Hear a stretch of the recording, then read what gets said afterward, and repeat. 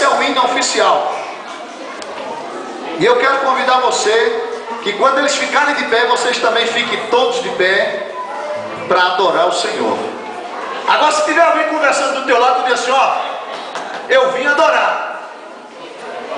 Quem vem adorar, irmãos, ele vem falar com Deus, ele vem ter intimidade com Deus, ele vem ser cheio do Espírito Santo, ele vem se alegrar na presença de Deus. Amém?